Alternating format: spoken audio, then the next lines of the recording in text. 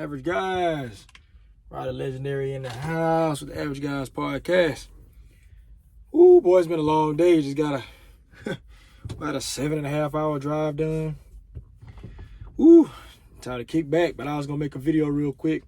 I had a request from a friend. Wanted me to make a video kind of giving y'all the ins and outs, a few details about the trucking industry for people that might be interested. So, Seth, this is for you, my guy.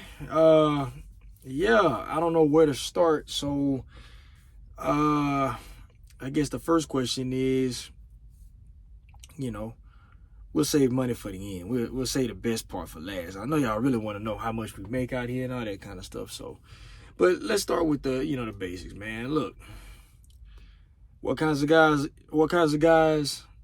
would be drawn to this type of business, right? I'd say the kind of guy that, well, if you're a family man, you got to be willing to leave all that behind, at least temporarily, right? You got to be willing to work when you come out here.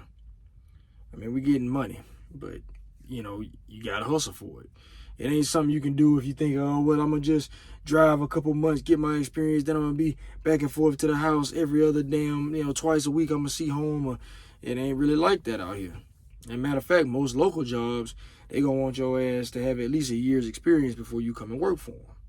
The first local job I had was kind of local, I guess you could say. I worked for Unigroup, and I had to have 6 months experience before I joined. When I did join, I was driving in the city for, 3-4 days a week. And when I say in the city, I mean there's heavy traffic, especially early in the morning, work hour traffic. And at 5 p.m., you know what time it is, bumper to bumper. And I lived in South Carolina at the time, so I was going through Charlotte, Greensville, Greensboro. It was congested. So you're gonna want to have some experience under your belt before these guys are gonna hire you. So there's that. But what kind of guy, so if you want to work hard and get over the road and make some good money, this is for you. If you got a significant other. I tell Amber, my wife, I tell her all the time, I say, if I can go back, by the time I turn 21, I'd have jumped in the truck. And then by the time she turned 21, which would be 2.5 years later, she'd get a CDL too, we'll ride team. What a lot of people don't know is that a CDL holder, most companies are pretty lenient about you carrying a passenger. Sometimes they're going to require a little bit of insurance, but that might be like, I don't know, $25 a week. Or a month or whatever they're going to charge. It ain't very much compared to what you're going to make it for the peace of mind of having a female with you, you know what I'm saying? To the extent that you guys get along. Because you some long-ass rides, you know what I'm saying? You're going to spend a considerable amount of time together in a confined space. But to the extent that y'all get along pretty good, I think me and my wife would have handled that pretty nicely. I actually worked with a female my first 3 weeks as a driver. Right after coming out of Swift Academy, I immediately jumped into team driving because I figured it would make us more money, which it did. And we did pretty good, but she only stuck with me for like 3 weeks. Shout out Sarah, you know what I'm saying? I don't know if she's still a friend of mine on Facebook or whatever, but I reckon I pushed her too hard. I mean, hell, we were sun up, sun down. We never stopped. That truck didn't stop moving until we were forced to shut down, Let me let some air up in here. It's a little warm out here in Arizona. The sun hit that blacktop. Another thing, if you're gonna get a truck, hopefully you get in a white one, something yellow that refracts that sunlight back into space. I'm gonna tell you, man, I got a dark blue semi truck, man. It absorbs light, and I'm telling you, it gets warm up in here. And if your AC ain't working right, it'll fry you. I'm out here in Mesa, Arizona right now, so yeah, it gets hot. Anyway, so what type of guy? Anybody, man. You ready to come out here and make some damn money? Come on. It ain't for the faint of heart, but it ain't that damn hard. As far as eating is concerned and exercise, I've showed y'all before, but I got a set of straps. I'll put a picture up, but I got a set of straps and a 50-pound weight. I can lay back on the bed and get bench press. I do some push-ups in between these seats here. They just far enough apart where my body can fit between them. Pull-ups on the top bunk like you a prison inmate or something. But you got to do what you got to do. On warm days, sometimes I might get out of the truck and do some running. I haven't done running in about a year now, but I was big on running. I got pretty good at it too while I was out here. These are ways you can stay in shape. Here's one of the tricks if you want to stay awake behind the wheel. Don't consume carbohydrates. I tell you that all the time. Carbohydrates cause you to secrete insulin. Insulin is going to cause you to feel fatigued, and you will get sleepy on this road. And with these clocks, if you really want to make money, we're driving 10, 11 hours a day. Unless you work with a company like mine, which is a little more laid back. I don't ever really expire all 70 hours on my clock for the 7-day week period, 7-day work period week. 7-day work week. We got 70 hours for 7 days, and I don't exceed that, you know. So it's pretty laid back here, but I push it up to about 60, I would say. So it's still a pretty heavy workload. And if you include the unload and load times, your work day could be anywhere between, I mean, if you're loading and unloading that day, and you run a whole clock. So if you do a 10-hour, you know, because you keep that little extra hour to park, so you drive 10 hours. We call it a full day. I mean, you're looking at 11, 12 hours. You know what I'm saying? Sometimes it gets up to 14, depending on how long it takes for them to get this stuff on and off the trucks. So I mean, you can work pretty long and pretty tiring days, mentally speaking. Better part about that, if you're one of those intellectual types, you like to learn, you like to study like I do, you can spend a lot of time in here listening to the podcast. Very brilliant minds. I've listened to the likeness of Jordan Peterson, and is who I'm focusing on right now. I've been listening to him for about 3-4 months. You know, did a lot of Manosphere stuff to try to kind of, I don't know, figure out who I was, you know what I'm saying, when I went through sort of I guess a manhood crisis after having some negative run-ins with some people close to me, some females close to me. I searched to figure that out. Studied a little bit of Islam here recently. I've learned a little bit of Japanese. So, you know, if you're one of those intellectual types, you can spend a lot of time studying while you drive. I mean, you got plenty of time. It's peaceful, tranquil. Get you a little headset. If you got a honey back home that you're leaving behind, a wife, kids, you know, nationwide coverage with most of these cell phone plans you got nowadays. So you don't really miss out on anything as far as your kids growing up or anything like that. You get to talk to them and so on and so forth. So it's not as bad as people try to make it. Now, all that being said, let's get to what everybody wants to hear about, the money. Guys, I'm gonna tell you straight up. If you're coming in right now, you're coming in where the market is not as hot for truckers as it once was. When I first started all these years back, I was getting paid about, let's see, I'd say I was doing about $1.80 a mile, okay? Say on average, right? It'd be a little low sometimes, a little higher than that. You might get lucky. But, you know, a $2 a mile load was considered a good one.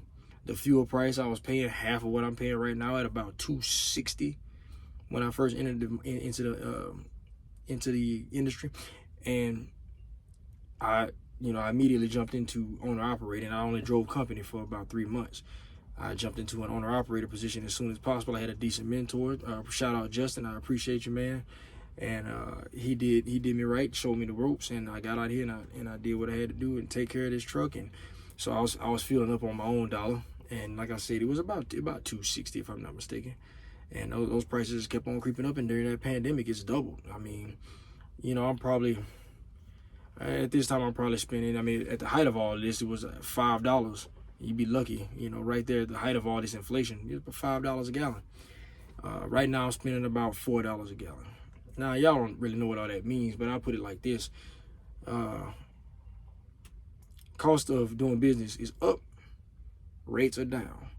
Like I said, a good rate would have been $2 a mile. A good rate now is $1.40. So we're struggling. And I struggled for about 3 months.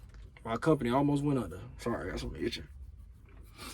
My company almost went under about a month and a half ago. And it was through finding this company here that saved me. And right now I'm with McCollister's Transportation, and I surely appreciate them. But the thing about these fellas, you know, though they pay well, they require 2 years experience. And like I said, the market's down right now, so they're being extremely selective with who they bring on board because they want to keep on moving through this pandemic. We haul products for AT&T, cell towers, and such. And so the infrastructure of the United States is still being built at this time. It hasn't necessarily slowed down, though there's been rumors of layoffs with AT&T and other tech companies like Tesla and things like that y'all might know about. But we haven't slowed down here yet. And so what I'm doing is I'm soaking up everything I can soak up until everything starts to slow down, and then I'll look at my money at that time and see what I want to do. So let's talk about, so I'm speaking dollars a mile and dollars on the gallon. Y'all don't really understand that. So what we're gonna discuss. A lot of guys tell you about the gross. I'm not gonna go with the gross because that's an inflated number, and people just do that to get everybody's head pumped up and get them out here in the industry. You should net. When I first started driving, I net about $1,600 a week. I was working for Swift Transportation, and that was at about 37 cents per mile. Nowadays, the going rate is about 60 cents per mile. So you could look to double that, except I'm not sure how many loads are going out. I haven't driven company since the beginning of my career, and that's over 5.5 years ago at this time. So I couldn't tell you what these companies are paying. You got to do your research, call around. Ain't much I can do about that for you. What I can tell you is if you do happen to become an owner-operator, what you're looking at, most companies right now, like I said, you're going to get that sloppy rate. And I'm telling you, man, it was hard for me to profit $1,500. And I'm talking about I'm an owner-operator. So when I say profit $1,500, you still got to think I got to pay my own taxes. I got to pay my own health insurance. I got to pay my own, just living expenses and my family. I can't, and then I got to worry about the maintenance on this truck, tires. The fuel's already taken out before I consider what is my net. So the fuel's already taken out. The insurance is already taken out. But hell, I'm only profiting like, between $1,000 and $1,500 with the companies I was with prior to coming to this one. $1,500 a week can't run this truck and your life at the same time. It can't run this truck. You understand what I'm saying? That's not enough money to keep the wheels turning on this thing. One of the better parts about this career is that you do have a home on wheels. So if you wanted to, I don't know, just get out of a lease and as far as where you're living, one of my ideas would be, especially as hardcore as I am of a guy, I would just live in the truck and call it a day. There's plenty of showers. There's access to food and things on the road. You can get you a small refrigerator. I actually have a burner in here, which I cook outside the truck from time to time. If I don't feel like cooking, I'll just keep a salad, and you'll be surprised that a bag of salad, if you buy one, it'll last 24, 48 hours, before you actually touch it. And that includes the meat. So, I took that risk for y'all ahead of time. You thank me later. But if the meat is cooked, it'll last. It's not going to just spoil over 2 days. And especially in the wintertime, you might even get a third day out of that, sitting in 30-degree weather. 40-degree weather, it's gonna keep pretty good. So, there's ways to get around, but see that, it is a hardcore lifestyle. You know what I'm saying? And I used to think anybody could do it. I'm not going to tell you can't do it. I would never tell another man what he can't do, because I'm going to tell you something about me. If another man can do it and it's physically possible for me to achieve it, I can achieve it as well. I'm not going to tell y'all what y'all can't do.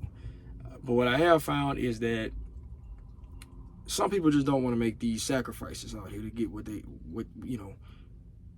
don't want to make the sacrifices. Y'all didn't want to get in when it was hot, and now everybody's asking me about it now. Okay, fair enough. The economy you didn't realize was going to tank. Guys, you got to look far enough ahead. You got to look past the parties.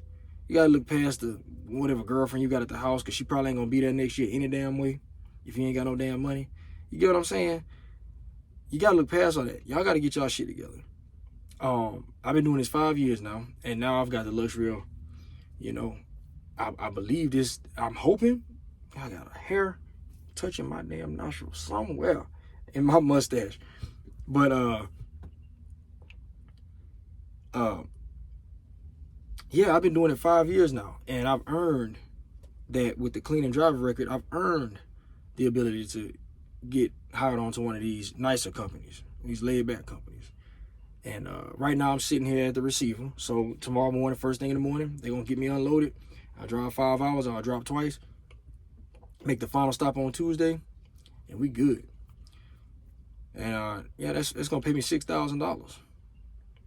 Right now, that's gross.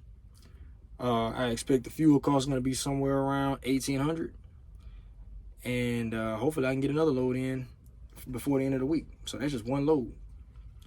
So the potential here for this company, the best check I've gotten was early on.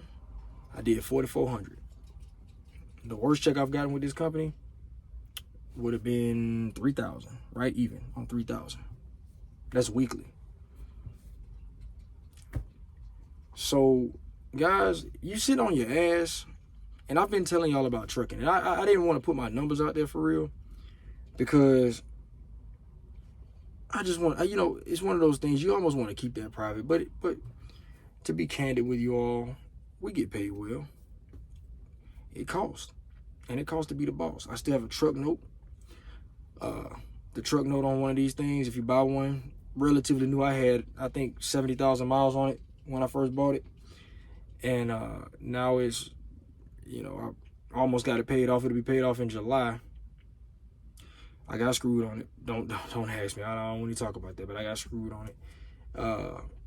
I put it like this. If you take a lease, don't buy it. And if you do buy it cash. And if you can't afford to do that, start over. I don't know.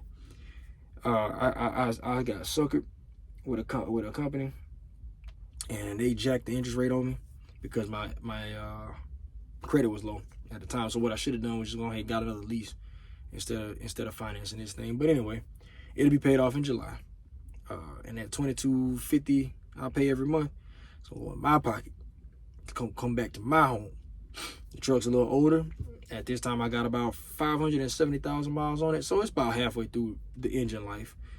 Engines are expected to last before you have to do a major engine overhaul somewhere between 800,000 and 100,000. Excuse me, 800,000 and 1,000,000 miles. So once that thing hits 1,000,000 miles, yeah, you're gonna have to do an overhaul on it. That overhaul is gonna cost you something like $20,000.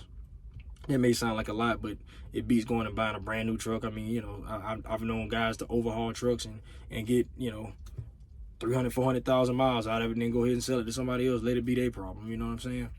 If you're going to buy a used truck right now, you could probably get one for somewhere around $60,000. $60,000 to get you something like this, maybe 70,000. Get you something like this with less miles. If you're gonna buy one, you want to shoot for somewhere under 400,000. If you buy a truck with 400,000 miles, you'll probably get a good 2 years out of it. You can expect to have a good 2 years out of it before you have any, I would think, major repairs.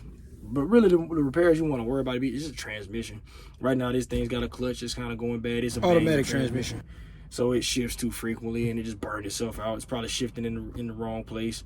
Bad on itself. Maybe it's riding itself. I'm not sure, but this thing's not automatic like a car is, man. It burns itself up, you know, because you're backing and you're doing really careful procedure backing these things. You know, you got to be real careful. So you got to baby it. And if I don't have control of the clutch, I can't tell how far it's depressed while I'm moving. And I've had a lot of times where it beep beep because it's overheating the clutch, so it burned itself out. But anyway.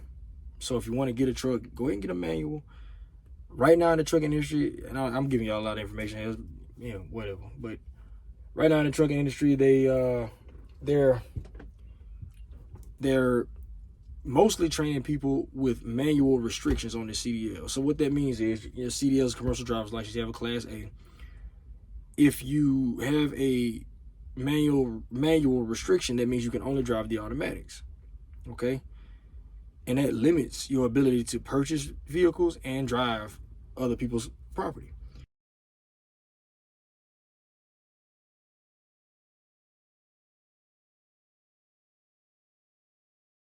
And I'm gonna tell you straight up, some of the old guys who are paying really well to haul things like cattle or maybe lumber or something like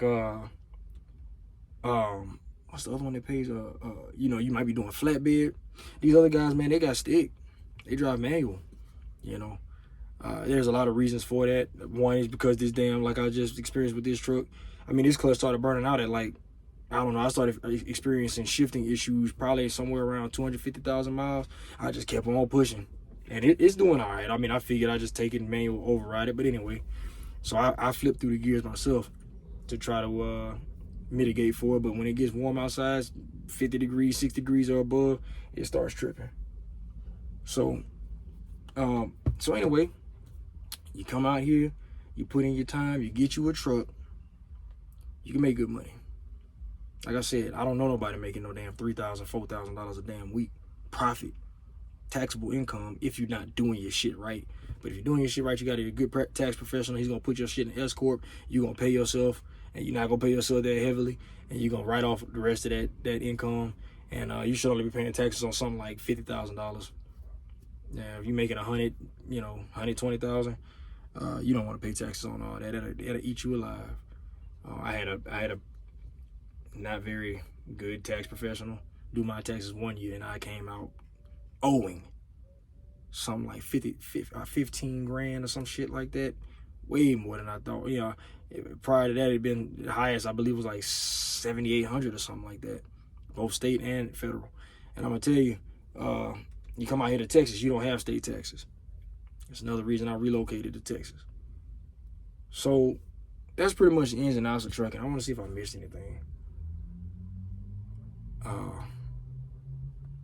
Nah, I mean, a lot of the videos I put out for y'all, the reason I put them out there, you think that, you know, I was trying to define laziness yesterday. I was doing a little writing, and I was, you know, trying to do a little more writing nowadays, and I was trying to define laziness as it pertains to men, and what is causing men to be that way.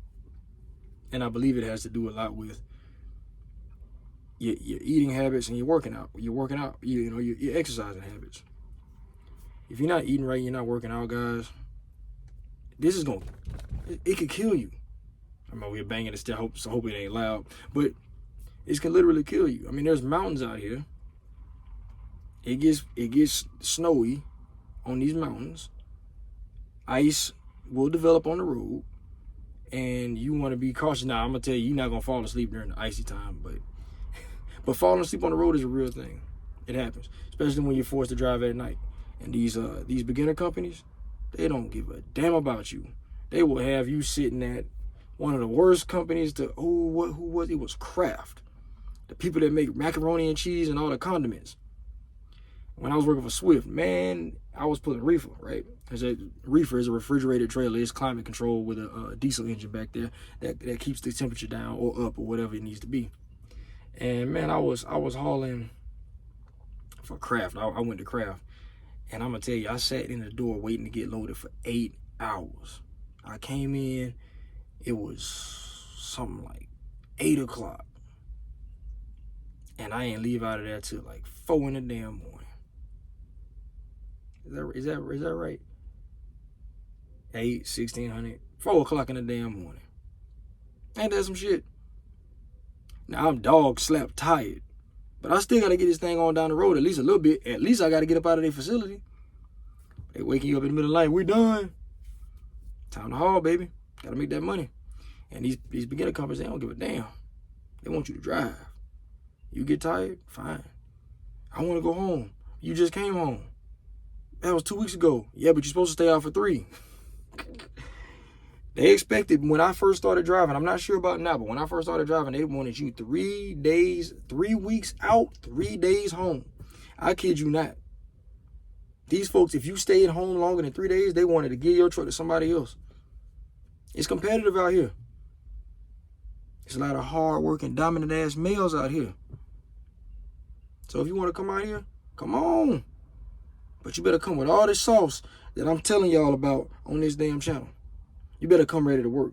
You be some of the biggest, sloppiest guys out here on this road, and I'm not sure how they keep it going. You know what I'm saying? A lot of them old guys will tell you I'm just saying, I don't recommend that shit. It is not legal. It is not legal to do any substance pretty much known to man while you're behind the wheel of this truck. You can't even have a bottle of alcohol in this thing. It ain't your home. It ain't your house. You can't have open containers, nothing. You can't even have alcohol in this thing. They serious. These folks serious. And I want you to know something too. You think you want to come out here smoking pot? Fine. Come on out here doing that. But if you hurt somebody, put somebody in the hospital, if you kill somebody, it's gonna be the rest of your life you're gonna spend in jail. They don't play about that shit out here. Not one bit. And I'm gonna tell you something. You think you're gonna avoid it? What they do, if you crash into any other vehicle and that person is taken by ambulance to a hospital, so that person is escorted by ambulance to a hospital, you have, I believe, 8 hours to comply. You have to go to the nearest facility and get a drug test immediately. These folks ain't playing. These folks ain't playing. So it's a serious career. It is. These trucks can get up to 80,000 pounds. 80,000 pounds fully loaded. I don't know what y'all know about the weights of vehicles, but I drive a Chevy Traverse. My personal vehicle is a Chevy Traverse right now. That thing weighs somewhere around 6,600 pounds. 66, that's 7,000 pounds. 80,000 pounds fully loaded. You let this thing get out of control, you'll hurt somebody. So it's serious. That's why I don't play about it. If somebody was serious and wanted to come and talk to me about trucking, I'd be this damn serious with them. Again, it's good money. Everybody makes mistakes when they come out here. I ain't gonna lie. You just better hope yours don't cost somebody their damn life out here. It ain't a game. But that being said, it's great money. It's gonna feed your family. My wife ain't worked since I came out here, except for me. She did a little paperwork. Oh, she actually dispatched me when I was working for one of the companies right before I came here. She was doing dispatch for me. She did a good job too, actually. She made me some good money. I appreciate you, Amber. She did very well. So, y'all want to come out here? Come on. So, what I got going on this year personally, I don't know what I'm going to do. I probably end up, I want to buy some real estate. And so I was going to do some hiring, but I don't think I'm going to focus on trucking this year because the real estate market is looking pretty good at this time. It's tempting. So I think I'm going to go ahead and purchase some real estate, get my first home, and I'm going to wait to hire because ain't nobody out here trying to work any damn way. People just now getting desperate and asking me about CDL. Just now. Things been bad for about 2 years. So by the time y'all want to come out here and work for the company I work for, you got to have 2 years experience. I'm not finna sit here and worry about trying to hire right now. Y'all got 2 years till y'all can come to me. Like I said, I got that other truck just sitting there. I'll probably end up selling it. So I got one going for $25,000. Any of y'all want it? Anyway, that's my little spiel on trucking, man. It's a good little career. I enjoy it thoroughly. I ain't gonna lie, because it's giving me every bit of ability and every bit of chance. Oh, and I'm gonna tell you something else. I almost left this off. As it pertains to reparations, all of this, y'all understand what they dangle these carrot of reparations in our face and all this kind of stuff. The closest I ever got to any form of type of fashion, any form of fashion of a damn reparation, Donald Trump was in office and the pandemic hit. It was in the form of the PPP loan. That loan, I can't remember. I think he gave you 1/4 of your net income from your business. So whatever you were taxed on. And I want to say my number was something like 80-something grand. So I was awarded $22,000 that year. So y'all over here voting Democratic. And I feel you. No, I don't. I don't feel you. Them Republicans, they gonna give you the reward based on merit. And if you think that reparations is gonna get paid back to the whole of the sum of the black community, though that might be fair, I do not believe that would be practical. And I think the rest of the damn world knows that too. You do all that, you pay them back, pay all of us back reparations and pay it even. Let's just say, right? Half of it's going right up the chain back to the wealthy whites anyway. That's what's gonna happen. Why wouldn't you give out a loan based on merit, based on someone's business or what they had going on during that time? Anyone that was a W-2 got paid a weekly check, some type of unemployment or whatever. But if you were a business owner, the backbone of this damn nation, oh yeah, they rewarded us nicely. That's why next time one of them red boys decides they want to run for public office, the highest office in the presidency, I'm voting that way. Y'all can sit here and be on that blue shit if you want to. They don't give you nothing but a bunch of hopes and promises and dreams. They give everybody else. Man, look, I'm gonna vote my damn interest. I'm done. They ain't finna get me.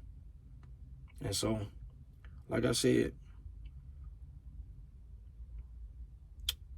I want to say with great power comes great responsibility, but that ain't really what. But anyway, what I'm trying to get at is, man, you gonna get what you work for in life in general, man. One of the things about life is, if you don't try, you get nothing. If you do try, at least you might get something. So